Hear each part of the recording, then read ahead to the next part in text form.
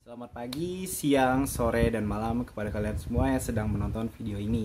Perkenalkan, nama aku adalah Bintang Andika Pratama, seorang mahasiswa dari jurusan Hubungan Internasional Universitas Paramadina. Nah, pada kesempatan kali ini, aku ingin membawakan materi tentang dimensi pada organisasi kawasan ASEAN. Nah, pertama-tama, ASEAN ini merupakan sebuah organisasi kawasan yang dibentuk pada tanggal 8 Agustus 1967 di Bangkok, Thailand. ASEAN memiliki 10 anggota, yakni Indonesia, Malaysia, Filipina, Singapura, dan Thailand sebagai 5 negara pendiri dan diikuti oleh Brunei Darussalam, Vietnam, Laos, Myanmar, dan Kamboja. ASEAN sendiri memiliki keinginan kuat untuk menciptakan sebuah kawasan Asia Tenggara yang aman, damai, stabil, dan juga sejahtera. Nah, ASEAN ini memiliki beberapa tujuan. Yang pertama itu mempercepat ekonomi, kemajuan sosial budaya, dan pengembangan budaya. Yang kedua ini adalah meningkatkan perdamaian dan stabilitas regional. 3, ini meningkatkan kerjasama yang aktif. 4, memberikan bantuan. 5, bekerja sama secara lebih efektif. Lalu yang keenam ini memajukan pengkajian Asia Tenggara. Dan yang terakhir ini adalah memelihara kerjasama yang erat dengan organisasi internasional maupun regional.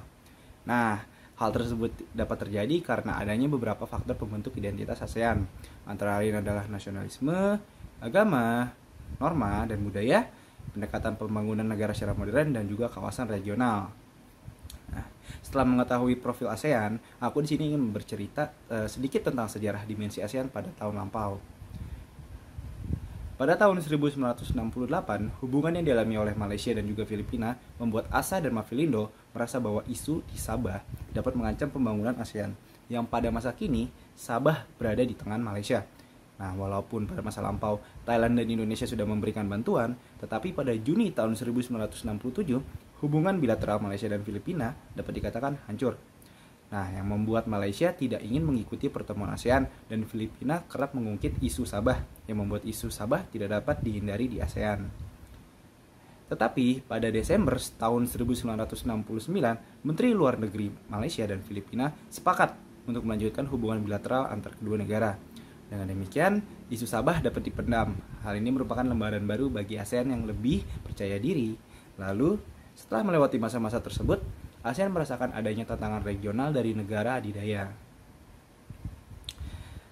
Lalu pengimplementasian tentang netralitas harus dilakukan, tetapi kekuatan eksternal tersebut harus menjamin kenetralan kawasan. Namun, hal ini bertentangan dengan kepercayaan politik luar negeri Indonesia. Nah, dengan hal lain, Indonesia membuat sebuah framework yang bernama Zone of Peace, Freedom and Neutrality atau ZOPFAN, dan ZOPFAN ini diadopsi oleh Menteri Luar Negeri Kuala Lumpur pada bulan Desember tahun 1971. ZOPFAN ini mengajak anggota ASEAN untuk menjauhi aliansi dengan negara adidaya. Nah, tetapi dalam pengimplementasiannya, ZOPFAN tidak berjalan mulus dikarenakan banyaknya kesulitan yang ditempuh dalam penerapannya. Selain itu, ASEAN juga menghadapi berbagai macam permasalahan dan pengembangan kerjasama keamanan dan pertahanan yang membuat terjadinya KTT ASEAN atau Konferensi Tingkat Tinggi di Bali pada bulan Desember tahun 1976 yang menghasilkan tujuan keamanan publik. Nah, KTT Bali ini mengkonfirmasi tentang penolakan ASEAN terhadap fakta militer, yang hal ini dapat dilihat dari pernyataan Perdana Menteri Malaysia Hussein Onn. It is obvious that the ASEAN members do not wish to change the characters of ASEAN from a socio-economic organization into a security alliance, as this would only create misunderstanding in the region and undermine the positive achievements of ASEAN in promoting peace and stability through cooperation in the socio-economic and related fields.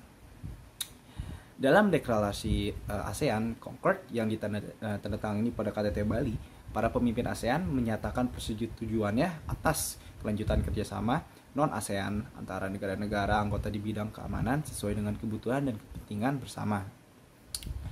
Sebuah rujukan yang jelas dalam perbatasan dan intelijen yang telah dikembangkan di antara negara-negara ASEAN secara bilateral.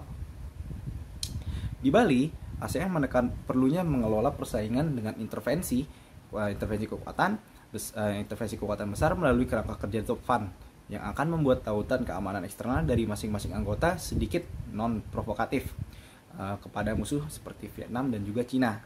Nah, perjanjian persahabatan dan kerjasama yang ditandatangani pada KTT Bali ini menguraikan norma-norma yang akan menjadi dasar kode perilaku antar negara ASEAN. Ya, pertama itu ada saling menghormati kemerdekaan, kedaulatan, dan juga keutuhan wilayah semua bangsa semua bangsa. Lalu yang kedua ini ada hak setiap negara untuk memimpin eksistensi nasionalnya, bebas dari campur tangan eksternal, subversi, dan juga paksaan.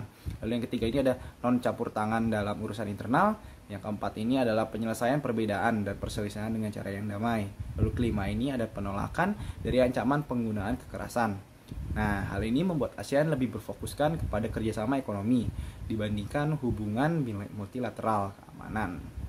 Ya, setelah sedikit mengetahui tentang apa sih dimensi yang ada di ASEAN ini gitu loh, dapat tarik simpulkan bahwa ASEAN ini lebih memilih untuk kerjasama dalam bidang sosioekonomis. Nah, sekian dari saya, Bintang Andika Pratama. Mohon maaf jika ada salah kata.